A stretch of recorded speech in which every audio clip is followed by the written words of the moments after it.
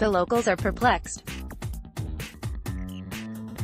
On Tuesday afternoon, Russia's national team is playing its final group game in Samara and here in Kaliningrad, 2,300 kilometers away in the remote Baltic exclave. The local organizers are trying to coax the city into party mode.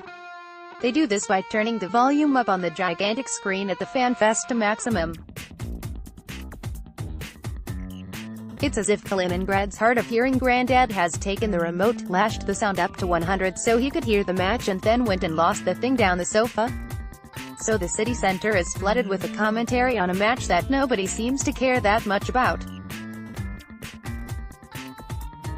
The fan zone is deserted. A torrential burst of summer rain hasn't helped, but even before that, there was nobody around. Kaliningrad's sight for the fans already runs away with the reward for the strangest in World Cup history. They set it up around the House of Soviets, an extravagantly ugly 21-story building that was conceived as the headquarters of the local Communist Party but remained unfinished and derelict when the USSR broke up. The House of Soviets replaced the previous building, the extravagantly beautiful Königsberg Castle, a stronghold of Prussian rule dating from the 1700s whose walls were sufficiently sturdy to withstand the aerial onslaught that leveled whole swaths of the city center in the closing weeks of the Second World War. The castle might have been rebuilt, but in 1968 Leonid Brezhnev ordered that it be erased from sight as it represented the last vestiges of Prussian imperialism. Work began on the House of Soviets 2 years later. This week, the spiritual heart of Prussian and Soviet rule is festooned with FIFA's major sponsors, and volunteers are doing their level best to persuade locals to wander into the square, drink beer and watch the World Cup through the afternoon drizzle on the specially installed, deafening television. There aren't many takers. Signage on a building near the Fan Fest zone in Kaliningrad. Photographed, Ozan-Kos, AFP, Getty Images. Of all the cities chosen to host the World Cup, Kaliningrad was the most peculiar. Vladimir Putin's most direct association with it is through his ex-wife Lyudmila, who was born and grew up in the city. Maybe he chose it just to remind the world that it still belongs to Russia. It's an absolute oddity of a place. It fell under Soviet control after the Second World War, when all Germanic residents either wisely fled or were quickly expelled from the city, which was rebuilt and repopulated with Russians. It remained closed off to outsiders through the Soviet period, when it became a strategically vital stronghold. As recently as 2016, Poland's defense minister expressed his alarm at the appearance of Russian warships with cruise missiles in the city port. The city center was never fully rebuilt, and over the decades it began to organically develop into what had been the suburbs, described by Dr. Nicole Eaton, a Boston College historian who has specialized in the Sovietization of a city that had been Germanic for 700 years.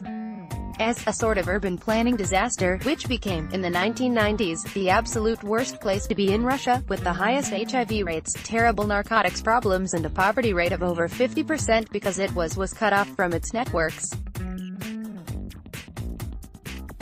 Hockey.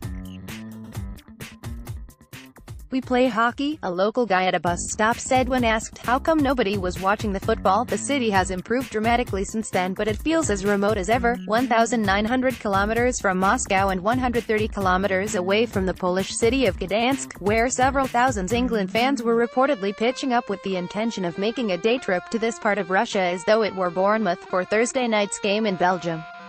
Wednesday morning was beautiful in the city, but there were absolutely no England fans to be seen. Someone had, mercifully, turned off the giant telly. The Kaliningrad market was where localized energy was concentrated, while down at the fishing village, a revitalized waterfront area, old coins from the Third Reich were among the bric-a-brac on offer. Security officers patrol Fan Fest zone. Photographed, Ozan-Kos, AFP, Getty Images. Nobody much cared about the footballer was exercised about England's impending arrival. Hockey. We play hockey, a local guy at a bus stop said when asked how come nobody was watching the football. The World Cup has given Kaliningrad arguably its most explicit state investment in the spanking new stadium, about 5 kilometers outside the city, whose local football team, Baltic FC, generally draws about 5,000 fans. The crowd for England-Belgium may well be the last big crowd it draws ever.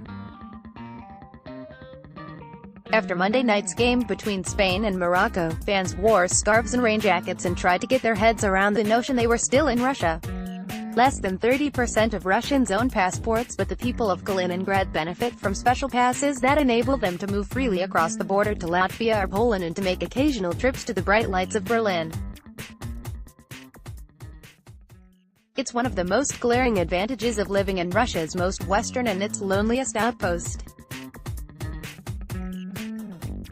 There is no direct train out of Kaliningrad to neighboring EU countries, and the 22-hour overland route back to Moscow requires a visa for Belarus. So the airport got an overhaul for its World Cup visitors, while the hourly buses that run from the Kaliningrad station into Gdansk are completely booked up this weekend, leaving dozens of stricken Spanish fans wondering how they could get out of the city on Wednesday afternoon. At the kiosk, the ticket seller was sympathetic but unable to offer a solution. "There are no buses. Maybe try a taxi. When in Little Russia, you learn to make your own way."